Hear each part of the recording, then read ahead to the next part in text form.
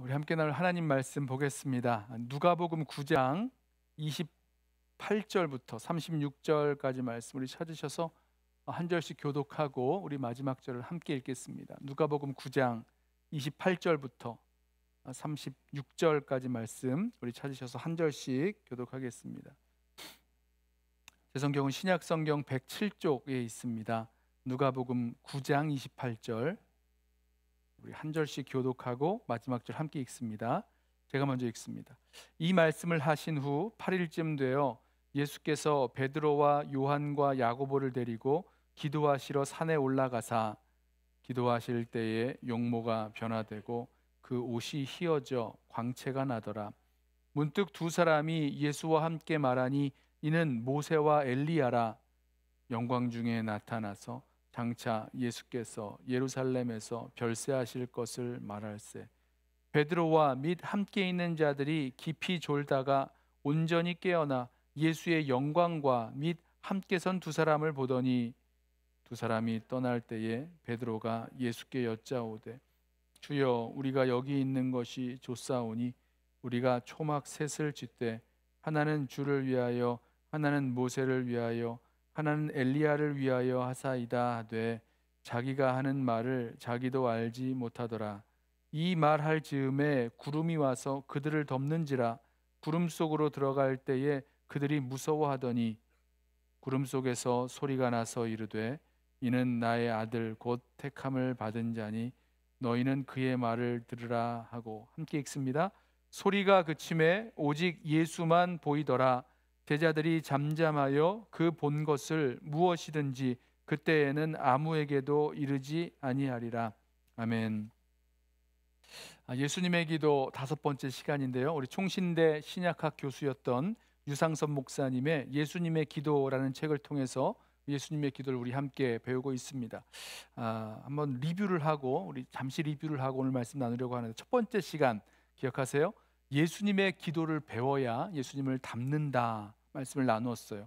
예수님의 그 공생의 기간 동안 변하지 않던 제자들이 그 기도에 헌신하고 예수님의 기도를 닮아갔을 때 그때부터 변화되었습니다. 예수님 닮은 제자는 예수님 기도 꼭 닮아야 되는 거죠. 그리고 그 기도의 자리에서 정말 하늘 문이 열리고 성령 충만함 받고 또 하나님 말씀 듣게 되는 역사가 일어납니다.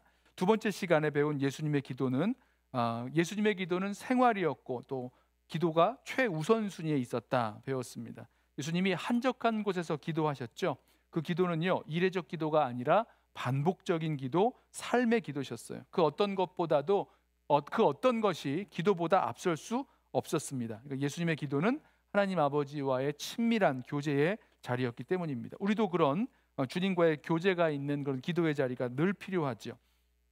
세 번째 시간에 배운 예수님의 기도는 자기의 기도가 하나님의 기도가 되도록 밤새울 만큼 아주 충분한 기도셨습니다. 예수님이 밤이 새도록 하나님께 기도하셨죠. 처음에는 자신의 문제나 자신의 뜻, 자신의 계획, 자신이 원하는 것 이것 가지고 기도했는지 모르지만 그 기도의 끝은 하나님의 뜻이 드러나고 하나님의 인도하심을 받는 그 기도가 되었습니다. 그러니까 나의 기도가 하나님의 기도가 되기까지 충분히 기도해야 된다. 우리 말씀을 나누었습니다. 자, 네 번째 시간에 배운 예수님의 기도는 혼미해진 영혼들이 영적인 눈을 뜨게 되는 역사가 그 기도 가운데 있었죠. 예수님께서 따로 기도하실 때에 제자들이 예수님을 그리스도로 인정하고 고백하는 역사가 일어났습니다. 이 세상 신이 사람의 마음을 혼미케 하여 복음의 광채를, 복음의 빛을 가리워 버리지만 기도가 그 어둠 가운데 그 복음의 빛을, 은혜의 빛을 그 영혼들에게 볼 수 있게 만든다. 우리도 그 기도를 하자 말씀을 나누었습니다. 자, 오늘 다섯 번째 시간인데요. 예수님의 기도 다섯 번째 시간, 변화산에서 있었던 예수님의 기도 우리 함께 나눠보려고 합니다. 여러분, 이 변화산 사건은요 베드로가 신앙 고백을 한 이후에 일어난 사건이죠. 이어지는 이야기입니다.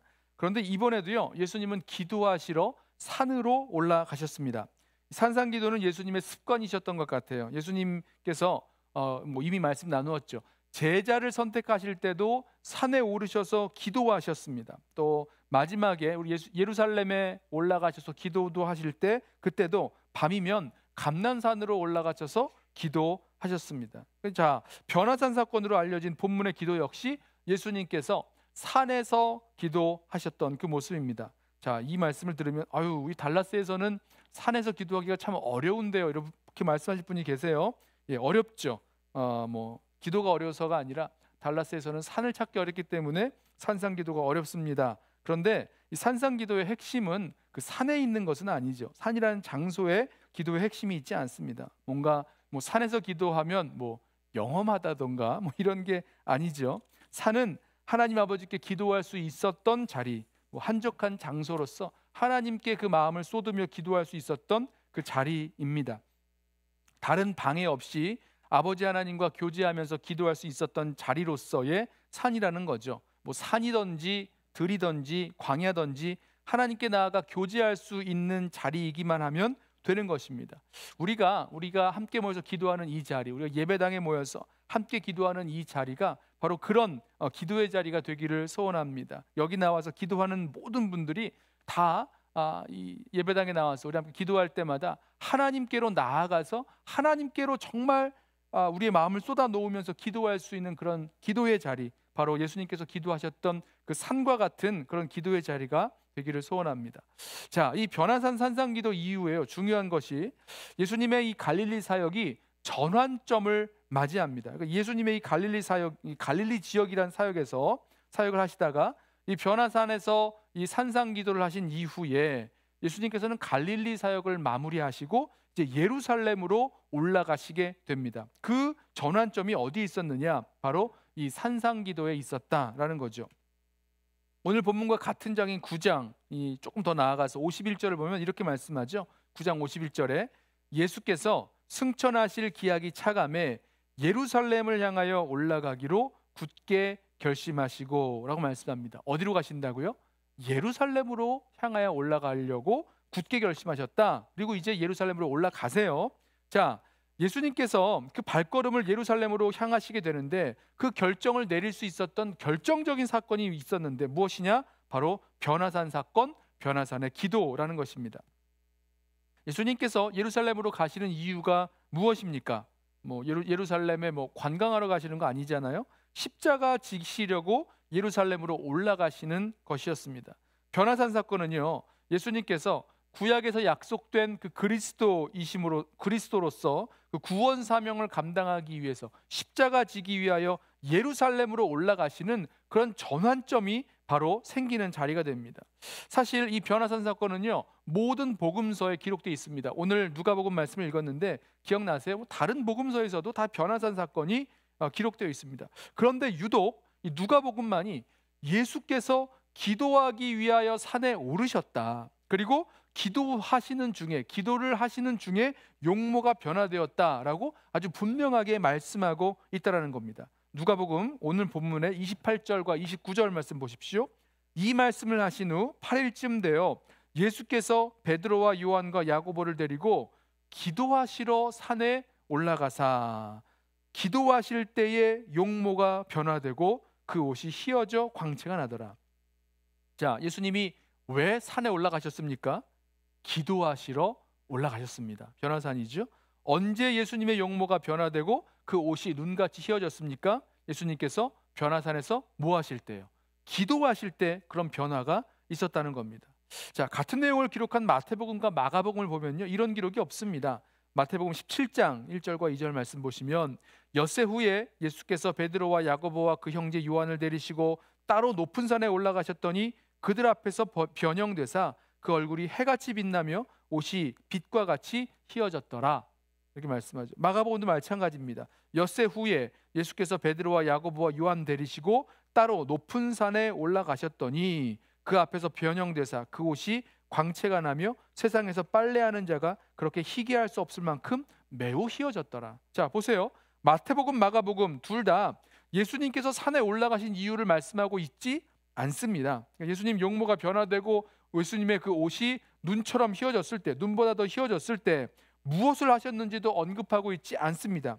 그냥 예수님께서 산에 올라가셨고 제자들을 데리고 가셨는데 제자들 앞에서 용모가 변화되고 그 옷이 엄청나게 아주 하얘졌다, 휘어졌다, 그냥 그렇게만 말씀하고 있을 뿐이에요. 그런데 누가복음은요, 아주 분명하게 예수님께서 높은 산에 올라가신 그 이유를 말씀합니다. 무엇이었죠? 기도하기 위함이었어요. 또 예수님이 용모가 변화될 때에 무엇을 하고 계셨는지도 분명하게 말씀합니다. 기도하고 계실 때에 그 용모가 변화되셨습니다. 드리려는 말씀은 이거예요. 변화산에서 일어난 놀라운 모든 사건은 예수님의 기도와 연결되어 있다는 것입니다. 기도의 결과, 기도하는 과정 가운데 나타난 사건들이라는 겁니다. 자, 이걸요 순차적으로 연결시켜보면 그렇습니다. 예수님의 기도 가운데 변화산 사건이라는 응답을 받게 되고, 이 변화산 사건 후에 내려오신 예수님께서는 십자가 지시기 위하여 예루살렘으로 올라가셨다는 겁니다.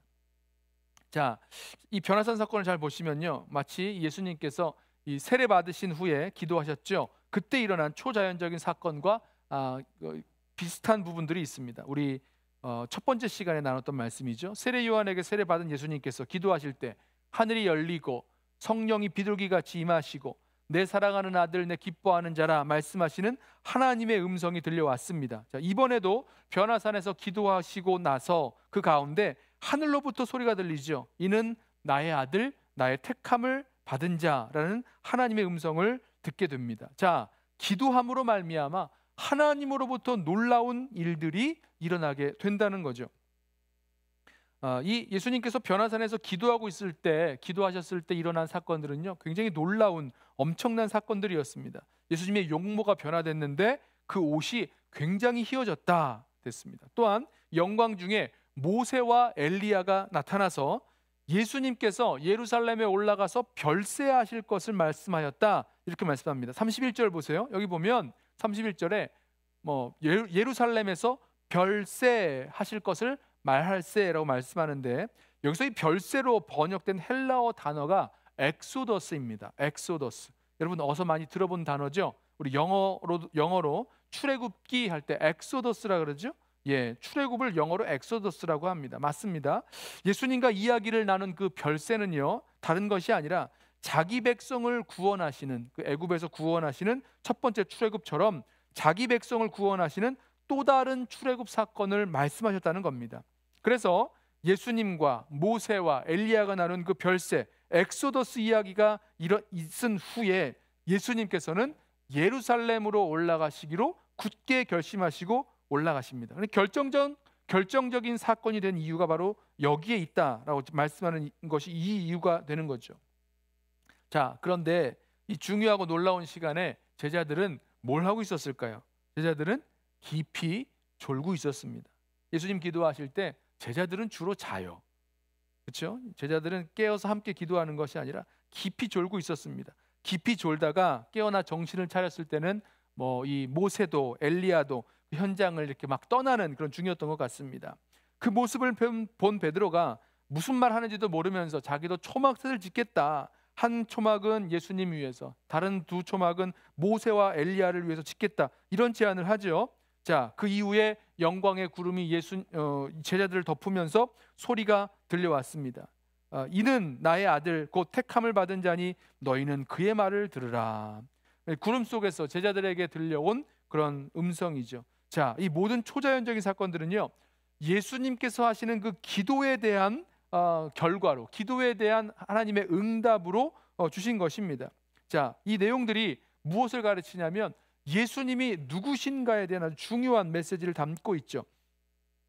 이 변화산 사건 말입니다. 예수님의 기도 그리고 변화산 사건, 그것을 통해서 알게 되는 것, 예수님이 누구신가에 대한 아주 중요한 메시지를 담고 있습니다. 첫 번째로 예수님이 구약의 목적이시다라는 것을 말씀합니다. 자, 모세는 율법의 대표자가 됩니다. 또 엘리야는 선지자의 대표자로 모세와 선지자, 곧 구약 전체를 대표한다라고 볼 수 있습니다. 자, 구약을 대표하는 인물들이 예수님께서 예루살렘에서 성취하실 그 죽음, 별세라고 그랬죠. 엑소더스에 대해서 말한 것은 예수님께서 구약 성경에 약속되어 있었던 그 구원의 약속을 성취할 분이라는 것을 말씀하고 있다는 거죠. 무엇으로 그 약속을 이루십니까? 성취하십니까? 바로 예수 그리스도의 십자가. 그리스도께서 십자가 지심으로 그 약속을 성취하시죠.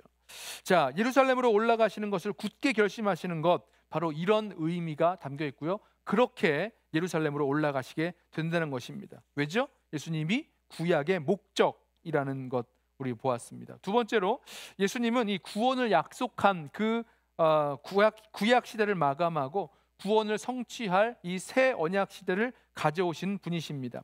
구약에서 누가 절대적인 권위를 갖느냐? 모세죠. 또 선지자, 아주 절대적인 권위를 갖고 이제 활동을 했습니다. 그런데 더 이상 이제 예수님 그런 선지자들, 모세나 선지자들이 필요하지 않은 거죠. 그들은 예수님 오시기 전에 사역했던 자들로서 새 언약의 시대에는 더 이상 필요하지 않습니다.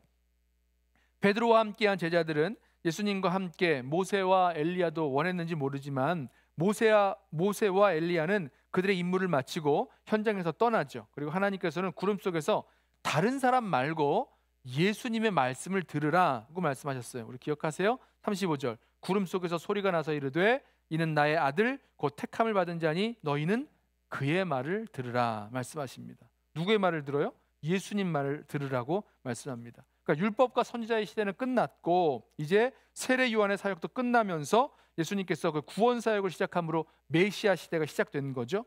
누가복음 16장 16절에 이렇게 말씀해요. 율법과 선지자는 요한의 때까지요. 그 후부터는 하나님 나라의 복음이 전파되어 사람마다 그리로 침입하느니라. 자, 이제 제자들은 누구의 말만 들으면 되는 겁니까? 예수님 말씀만 들으면 되는 거예요. 여기 너희는 그의 말을 들으라고 하나님께서 하신 이 말씀, 이것이요 이 구약에서 예언돼 있었던 그 하나님 말씀과 아주 일맥상통하는, 그러니까 그것이 반영된 말씀입니다. 신명기 18장 15절부터 19절 말씀을 보면 너희는 그의 말을 들으라 말씀하신 하나님의 그 음성을 우리가 한 번 더 들을 수가 있습니다. 세번역 성경으로 제가 읽어볼게요. 처음에 이제 모세가 하는 이야기입니다. 모세가 이렇게 얘기합니다. 주 당신들의 하나님은 당신들의 동족 가운데서 나와 같은 선지자, 여기서 나가 누구죠? 모세입니다. 나와 같은 예언자 한 사람을 일으켜 주실 것이니 당신들은 그의 말을 들어야 합니다. 그러면서 쭉 이제 얘기하다가 이제 하나님께서 말씀하시는 부분이 나오는데요. 17절 그때에 주님께서 내게 말씀하시기를 그들이 한 말이 옳다. 지금 이제 하나님 말씀하시는 거예요. 나는 그들의 동족 가운데서 너와 같은 예언자 한 사람을 일으켜 세워. 여기서 너와 같은 예언자 누굽니까? 모세죠. 모세, 너와 같은 예언자 한 사람을 일으켜 세워. 누가 세우세요? 하나님이 세우시는 겁니다.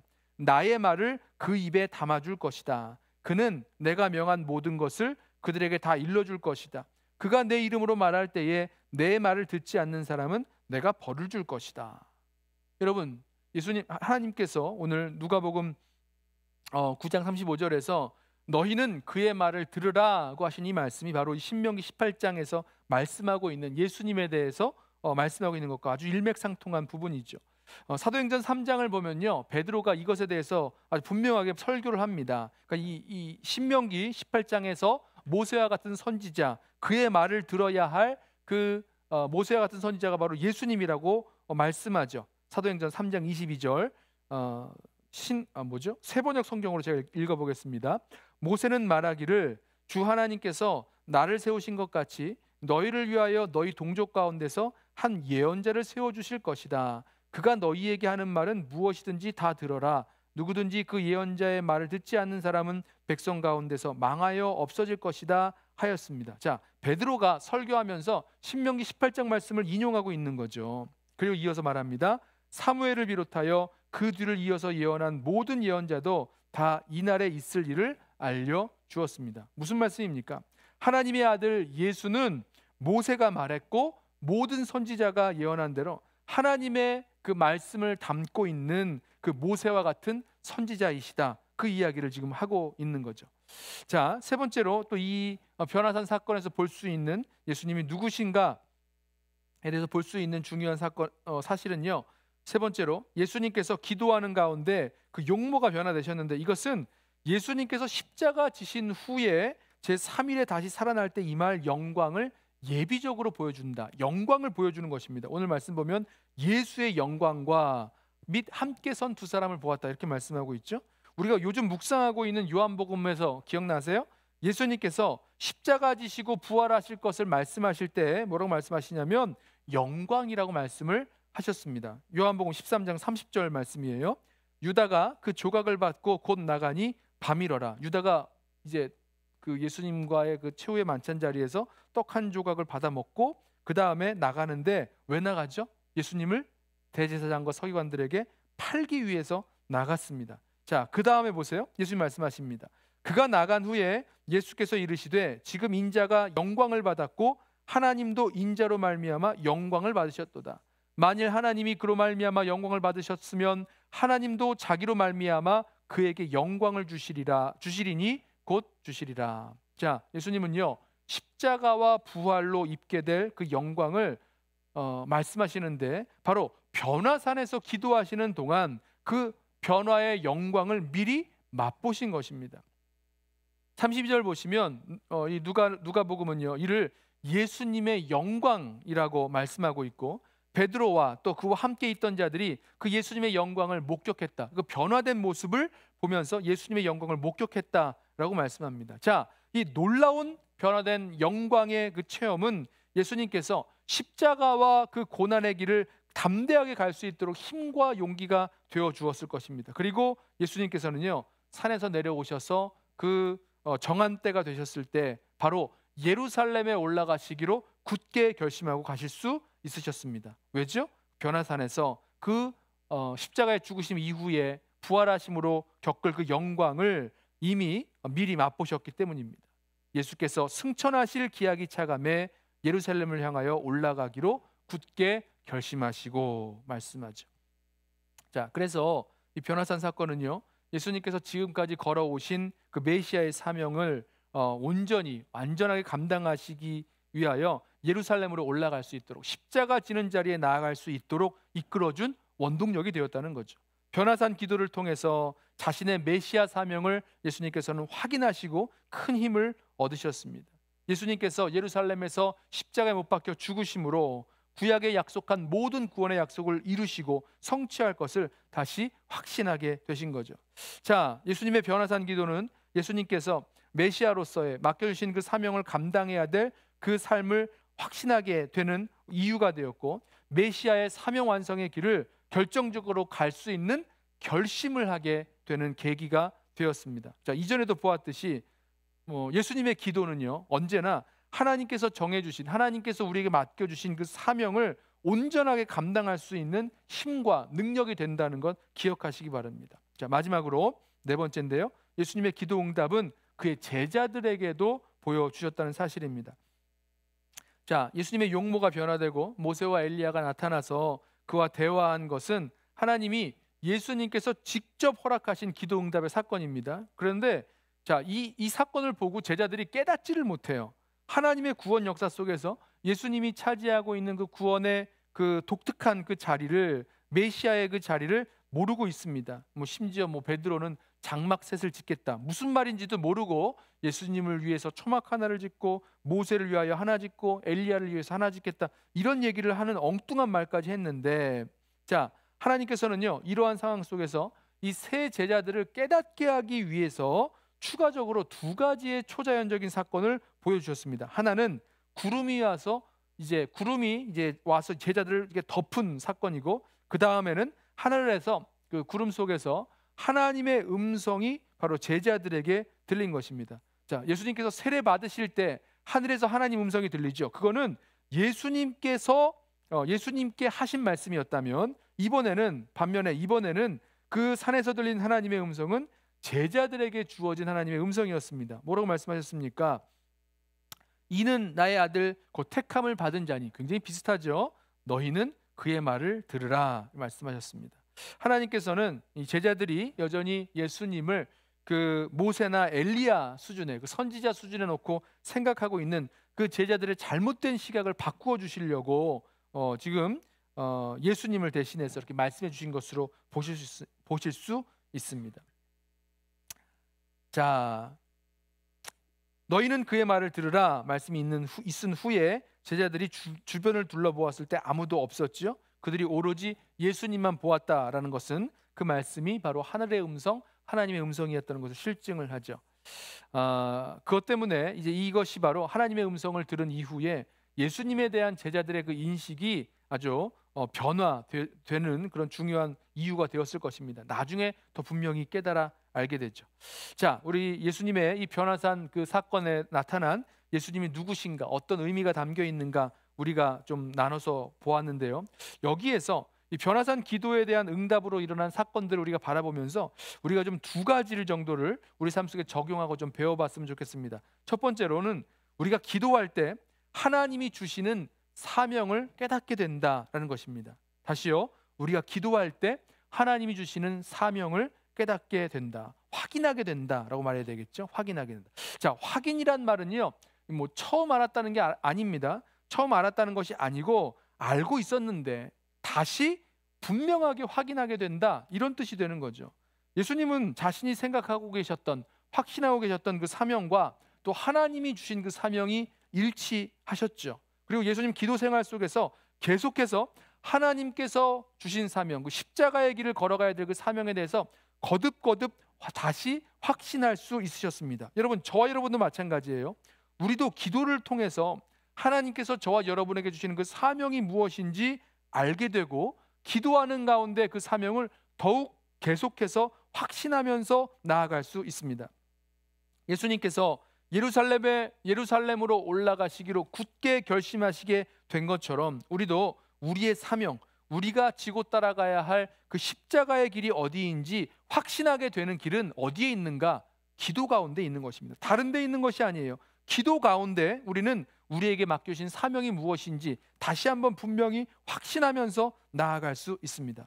때로는요, 우리는 우리에게 주신 사명이 무엇인지 잘 알지 못할 때가 있고요, 또 안다고 해도 확신이 없을 때가 있고, 또 확신이 있었던 것 같은데 흔들릴 때가 너무나 많이 있습니다. 또한 때로는 자기의 사명으로 확신하고 이렇게 나아가다가 기도 중에 하나님으로부터 생각지 못한 다른 사명을 확인하게 되는 경우도 있을 수 있습니다. 자, 하나님께서 주신 사명이 무엇인지 알고 깨닫고 더욱더 분명히 확인하고 나아갈 수 있는 길, 계속해서 흔들림 없이 맡겨주신 사명을 감당하면서 나아갈 수 있는 결단과 그 능력이 어디서 나오는가? 바로 기도에서 나온다는 것입니다. 그러므로 저와 여러분, 우리 개인, 또 우리 가정, 우리 교회 공동체에게 맡겨주신 사명이 무엇인지, 또 지금 우리가 제대로 그 사명을 감당하고 있는지, 아니면 새롭게 결단하고 새로운 시작을 만들어서 나아가야 될 것인지, 뭐 계속 끝까지 이 일 감당해야 될 것인지 등등, 우리 가운데 주신 그 사명을 붙들고 나아가기 위해서는요, 다른 것이 없죠. 분명히 예수님처럼 우리도 기도하며 나아가야 될 것입니다. 바로 변화산에서의 그 기도죠. 우리에게 주신 그 사명을 감당할 능력이 부족할 때에도, 또 그런 것을 감당할 수 있는 그런 힘이 부족할 때에도 우리가 정말 기도하며 나아갈 때 그 기도의 자리에서 사명을 깨닫게 되고, 또 그 사명 감당할 수 있는 내적인 능력이 우리들 가운데 부어지게 될 것입니다. 두 번째로, 기도를 통해서 변화를 체험하게 된다는 것입니다. 하나님은요, 우리의 기도를 통해서 우리의 생각도, 또 마음도, 가치관도 변화시켜 주세요. 바꿔주시는 거죠. 기도 중에 일어나는 변화는요, 하나님이 변하시는 게 아니라 우리가 변하는 겁니다. 하나님 편에서 일어나는 변화는 없어요. 우리가 변하는 거죠. 기도는 우리를 위해서 하나님을 변화시키는 것이 아니라 우리가 기도 가운데 하나님의 그 뜻을 알고 우리가 변화되는 사건이 일어납니다. 자, 이 변화들 가운데 가장 중요한 것이 우리 인격적인 성숙, 성화라고 할 수 있겠죠. 우린 기도를 통해서 예수님 닮아간다고 말씀드렸고, 또 하나님이 원하시는 그런 인격과 성품을 가진 사람으로 변해 나갈 것입니다. 기도한다고 이 변화가 단번에 일어나지는 않지만 계속해서 지속적인 기도를 통하여, 기도 생활을 통해서 주님께서 우리들 가운데 일으키시는 그 변화를 경험하는 은혜가 우리들 가운데 있기를 원합니다. 자, 이런 점에서요, 기도는요, 우리에게 굉장히 중요한 은혜의 방편이 되죠. 하나님께서 우리에게 은혜를 주시는 방법으로 말씀과 성례, 세례와 또 성찬이 있죠. 그런데 여기에 기도도 중요한 은혜의 방편으로 보셔야 됩니다. 또 성도의 친밀한 교제도 은혜의 방편으로 보시면 좋겠어요. 자, 이들 가운데 이 모든 은혜의 방편 중에서 기도가 아주 중추적인, 아주 중요한 역할을 합니다. 기도가 부족하면요, 말씀 가운데에서 말씀이 선포되고, 또 말씀을 읽고 듣고, 그 가운데에도 정말 우리 가슴 깊이 역사하는 그 말씀의 능력, 말씀의 변화를, 말씀의 역사를 경험하기가 어렵습니다. 뭐가 필요하냐면 기도가 필요한 거죠. 기도가 부족하면 이 성찬에 참여할 때에도 그 성찬에 주시는 그런 주님께서 나를 위하여 그 살과 피를 다 찢기시고 흘리셨다라는 것에 대한 감격도 경험하기가 어렵습니다. 자, 기도가 살아날 때 그 은혜가 경험된다는 거죠. 기도를 은혜의 방편의 하나로 잡았을 때 생각하셔야 된다고 말씀드렸는데, 기도가 살아날 때 이런 것들을 우리가 다시 경험하게 된다는 것입니다. 기도해야 말씀도 깨달아지고, 기도해야 선포되어지는 말씀 가운데 가슴이 감동을 받고, 또 기도해야 주님의 그 만찬까지도, 주님의 그 성만찬까지라도 감격적으로 받을 수 있게 되는 거죠. 기도는요, 너무너무 중요한 은혜의 방편으로 모든 것을 살아나게 하는, 은혜의 역사를 살아나게 하는 방편이 됩니다. 성화는요, 성도가 예수님의 인품과 성격, 성품을 계속 닮아가는 거죠. 점진적으로 이루어지는 그 성화가 무엇을 가지고 이루어지느냐? 하나는 말씀, 그리고 성령, 그리고 기도라는 사실입니다. 세 가지 요소 중에서 어느 것 하나라도 빠진다면 제대로 일어날 수가 없죠. 말씀의 근거에서 바른 기도하면서 나아가야 될 것이고, 또 말씀의 깨달음과 감동을 얻기 위해서는요, 성령의 강력한 그 역사를 경험하기 위해서는요, 기도가 필요한 거죠. 기도는요, 마치 촉매와 같습니다. 영적 촉매와 같은 역할을 하게 됩니다. 기도의 그 노고와 땀이 있을 때에 하나님 말씀도 강력하게 역사하면서 체험하게 되고, 성령의 주권적인 인도하심도 민감하게 반응할 수 있게 됩니다. 자, 이렇게 우리 기도를 통해서 우리의 성화를 날마다 이뤄나갈 수 있는 저와 여러분 되기를 원합니다. 기도의 내용은 깨달은 말씀에서 나오고, 기도의 자원은 예수님의 십자가와 부활의 은혜고, 기도의 원동력은 성령 하나님이 되시죠. 온전한 기도에는 반드시 영적인 변화와 체험이 따릅니다. 자, 오늘 말씀을 좀 정리하고 우리 삶 속에 적용하면서 함께 좀 기도했으면 좋겠는데요. 여러분, 예수님의 기도, 기도하시려고 변화산에 올라가셨고, 기도하는 중에 그 용모가 변화되셨어요. 그리고 그 가운데 자신의 그 별세, 유월절 어린 양이 되어서 십자가의 죽으심으로 이루실 구원에 대해서 모세와 또 엘리야와 함께 이야기를 나누셨습니다. 바로 그 사건이 변화산 사건 이후에 예루살렘으로 향하여 올라가기로 굳게 결심할 수 있는 원동력이 되었죠. 그래서 우리 예수님의 이 변화산 기도를 통해서 두 가지를 좀 배우고 마음에 담았습니다. 먼저, 기도가 무엇을 확인합니까? 우리에게 맡겨주신 그 사명을 확인해주고 또 결단하고 나아가게 해준다라는 것입니다. 그리고 두 번째로, 기도가 우리로서 변화를 경험하게 해준다라는 것입니다.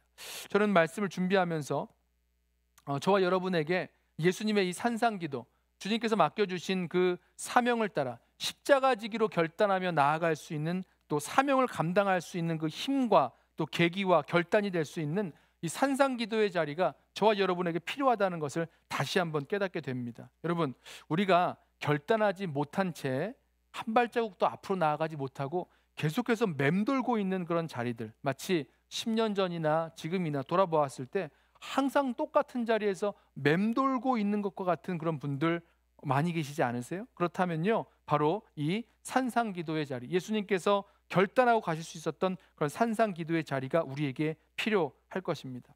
개인적인 결단, 가정적인 결단, 교회적인 결단, 그리고 맡겨주신 사명을 감당하는 십자가 지고 나가야 될 터인데 왜 결단하지 못할까? 왜 맡겨주신 십자가 지지 못하고 나아갈까? 왜 맴돌고만 있을까? 여러분, 아무리 생각을 많이 하고 아무리 다른 걸 많이 해봐도 결정하고 결단해서 십자가 지고 가는 길을 수는 없습니다.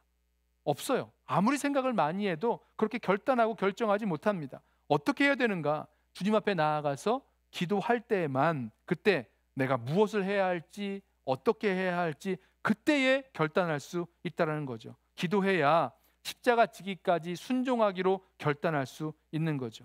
변화산에서 기도하심으로 예루살렘으로 올라가실 것을 굳게 결심하신 예수님의 그 기도를 따라서 우리도 예수님 기도의 자리로 나아가겠습니다. 그리고 기도 가운데 주님 앞에 십자가 지고 갈 것을 헌신하면서 결단하는 그런 은혜가 우리들 가운데 넘치는 오늘 이 기도의 자리가 되기를 예수님의 이름으로 부탁하며 축원합니다. 우리 이 시간에 한번 함께 찬양하고 오늘 주신 말씀 붙들고 기도하겠는데요. 나의 기도하는 것보다 더욱 응답하실 하나님, 우리 함께 찬양하고 오늘 주신 말씀 붙들고 한번 더 기도하겠습니다.